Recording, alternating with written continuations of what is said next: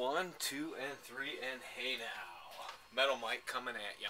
Shooting another video. Today is, let's see if I can nail it right, is Wednesday. And we're right here in the middle of July, rolling up into August. And today what I wanted to touch on is just some things to look for when you're at garage sales, etc.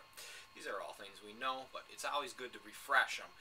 Remember, the more different things that you're looking for, the better. A lot of guys specialize in just one specific thing. Pottery, crocs, guns, fishing lures. And that's cool because you can become a master of your trade, obviously. But if you're like me and you're a picker or a junker or a scrapper or just a collector and you're kind of all over the place, using your eye, number one, because that's what you always want to fall back on, is your heart and what you love. And I think that's what drew me into the business in the first place. Was I didn't do this as a business as a kid. I was dragging this stuff home because it was cool. So let's start. Here's something real simple that you can find just about every 20 to 30 garage sales. An old skateboard. Now obviously you're looking for the more name brand ones, the Powell and the Alva, and there's a Vision. The ones from the 1980s and prior are obviously cool as heck, and you can pick them up reasonably cheap. $1 up to, who knows, $100 I've paid for one at a garage sale if I wanted it. This one right here is nothing fancy. It's a generic board, matter of fact. It's got a Sims sticker on it, but it's original 1980s. But what's cool about it is this artwork that's on it. Even these cheap ones that were sold even at Kmart, Target, Sears, some of the artwork is just awesome by today's standards anyway. So that's one thing you want to look for. And here's another one. And if you get the right skateboard, you can really hit the jackpot. This is just an old pig. You see these around. You see lots of reproductions of these. This is actually an older one. If you if you looked at any of my older videos, I just showed. I have an old bike. Oh, I didn't get that in a video yet, but whatever the case, got this at a garage sale. I think I paid $1 for it, and it's an older one, probably early 1900s, at the very least 1940s. Not a reproduction, and you just never know. You can hit the moon on one of these, I guess, if you get the right one. This is nothing too fancy, but it's almost a chalkware type piece. These are great. Watch out for reproductions, though. There are millions of them. But, you know, you got to go with your gut feeling, the sale, what's in the sale, who's having the sale. That will kind of tell you. Also, always look at the other items. If you're at a sale and they have reproduction items in there, don't buy anything. Here's something that you can always find at a sale. Maybe every 5 or 10 sales. They won't have much, but maybe they'll have a whole bunch of tools and even in a free box. These old hatchets or axe. I always buy these, and you can get these cheap, anywhere between 50 cents to $1 a piece, up to maybe $5 a piece. And I always buy them because you don't know. You get the right one, you can hit the moon on it. Now, these are just two that I just picked up. At the same sale, I got that pig that I just showed you. The guy was kind of he was a collector, and he was just all over the place. And these are great pieces, and like I said, I've never hit big on one yet, but I know that you can. So that's just always a great piece to grab. Here's another thing that I do. This is a lamp that I got. It's mid-century. It's all in pieces, as you can see. It's got a bakelite socket here, whatever the hell we want to call it, light socket. I'm going to rewire it because the cord was totally rotted out. I do a lot of this where I'll clean pieces up. Mind you, that noise in the background, that's a baby monitor, so I'm on baby duty right now. If I got to cut this short, that's where it ends. That's what happens. Anyway, so I do a lot of this. I'll take it all apart. I'm going to rewire it, simply throwing an old cord that I'll salvage from something else in it, and putting it back together and washing it with soap and water. With this piece, I'll hit it with some water and soap out in the sun, let it sit. Oh, and there's the baby monitor. And I'll do that, and I'll put this all back together. And this has got a great steel, rusty look to it on the outside. I already cleaned the glass to it. That's why I got it covered, so no dust will get on it. And I'll throw it on Craigslist and see what I can get for it. I probably have 0 to nothing into it. Here's the chain.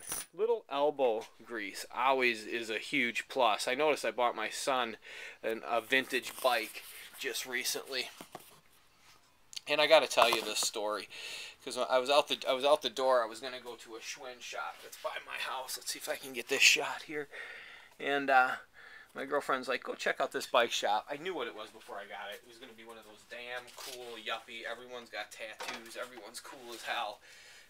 Right? I'm looking down at everyone, right? But no, there's a certain type.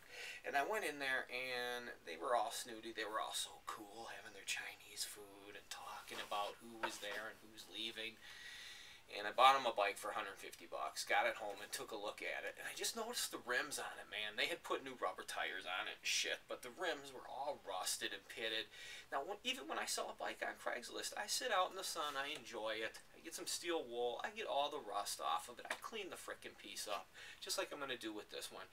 That little extra effort, it sells it, and boy, I tell you, when I got home the next day and I seen that, I was so disappointed.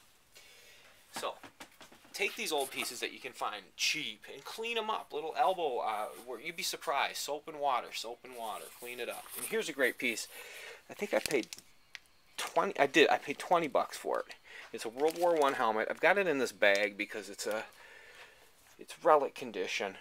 You see the liners all shot to hell. There's no camo or nothing on it, but it's definitely got patina. But why do I have it in a bag, you say? This is not common, but because there's so many little pieces flying around in it, for now, I'm storing it. I can keep it together until I can get it on eBay, get it shipped. So, I paid 20 bucks for the helmet. It's about probably what it's worth. The guy throws this in all of a sudden. He's like, oh, I got this gas mask I'm going to throw in. Now, this was in a box. I got to keep it upright. The strap here is awesome. You know, it's all together, real nice. It's not rotted out. It's a beautiful strap attached to the gas. And I've got this in a plastic bag. What's cool about this, though, it's got the insignia from his unit on it. There's the unit number. So that's awesome. That makes this beautiful. And the gas mask and everything is inside. So I knew that it was going to be all falling apart. Well, the container, if you've ever seen them before, the World War I container, it's a little steel. It almost looks like an old oil can. It's probably about the size of this, almost exactly. That runs to the gas mask, which is housed right here. This can holds like all these little crystals and shit that when they would breathe through would sort so that supposedly they wouldn't be gassed to death.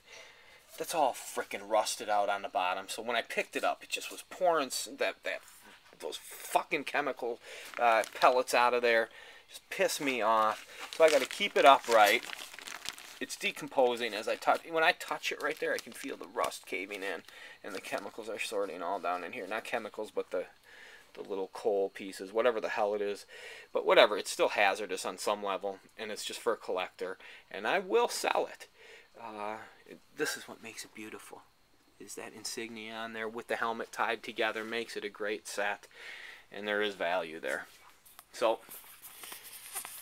Metal Mike, showing you a little bit more stuff. Here's another great little piece as I walk by. I picked up at that estate sale where I got these hatchets. I think I got it for $1.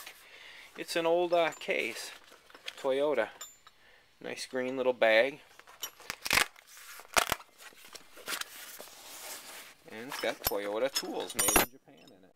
1, 2, 3, 4, 5 pieces. Now, obviously, it came with a car, but we all know Toyota is a huge, successful company and very well sought after, and people love Toyotas, and they're great vehicles. And here's an old vintage piece. I don't know what vehicle it's off of, but you can see it's old, probably 1970s, maybe earlier.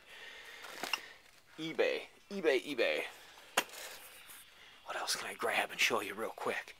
Just looking real fast. I always grab these too.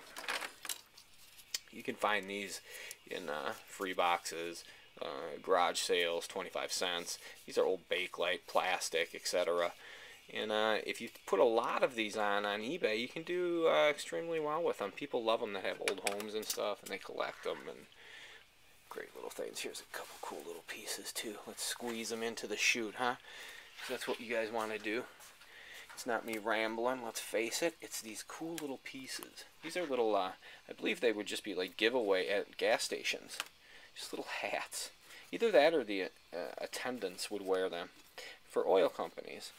This one's really kind of cool with the lettering, the way it's done.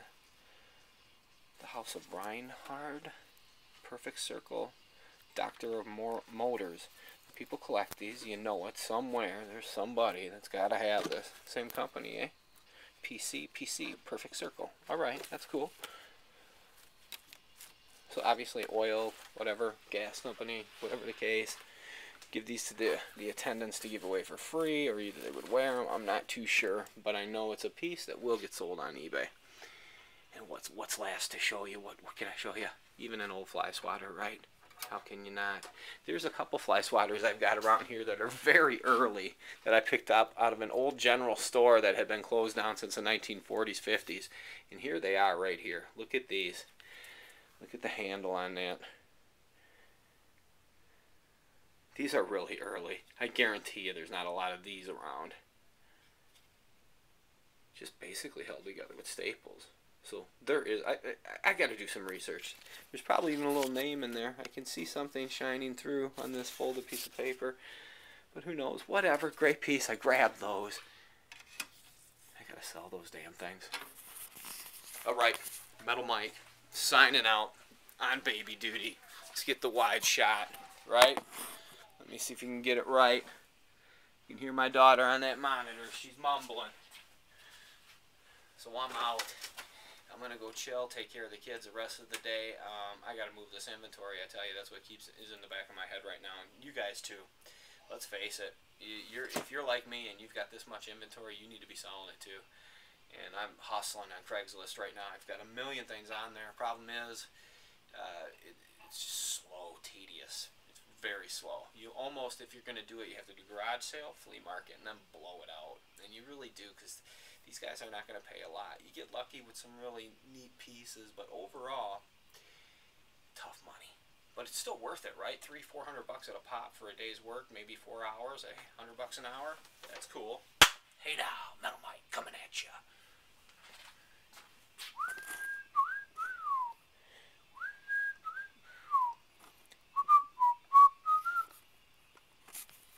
I think we got it right. We push that button there, eh? What you gonna do now, eh?